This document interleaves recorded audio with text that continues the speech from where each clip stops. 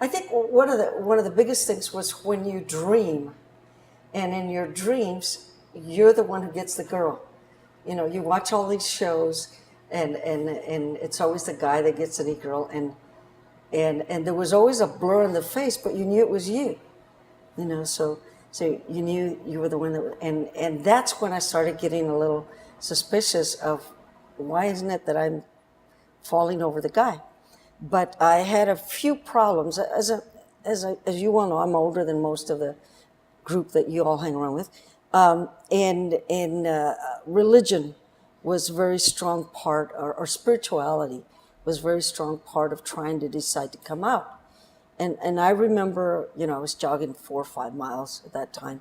And I remember jogging and screaming at God, if this is the way I am, then why is it so wrong?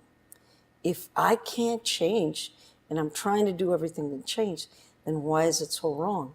Just about then, there was a church that was starting in Dallas called Metropolitan Community Church.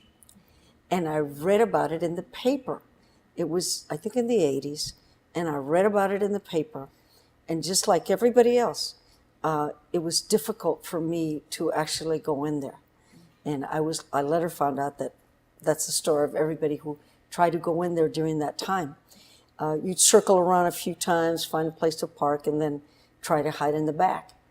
Only I made the mistake of going on Easter morning, and it was packed. And I went a little late because I was hoping to sneak in the back. Well, of course, if you go late, you ended up in the front because all the seats, backside Baptist, we have to go to. So I ended up sitting about the third row, and right behind me was a young gay couple with 2 twins, little girls, and they had them dressed up in Easter bonnets and beautiful dresses. Of course, gay man did a beautiful job on the little girls. And they were twins, and they were sitting there right behind me. When you took communion, the row behind you went first. So as they went behind me, and at that time you knelt at the altar to get communion. The 2 young men knelt with their 2 little girls, and I was standing there watching them, and I didn't mean to say it out loud, but I said, "Oh my God, where have you been?" And the woman right in front of me turned around and said, "We've been here waiting for you." And I think at that point, the connection came within me that it's okay. It's going to be okay with your spirituality and your sexuality.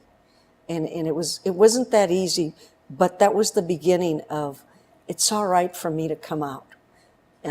Unfortunately, it wasn't okay with my folks and all that, but as long as it was all right with my spirituality, then I was okay.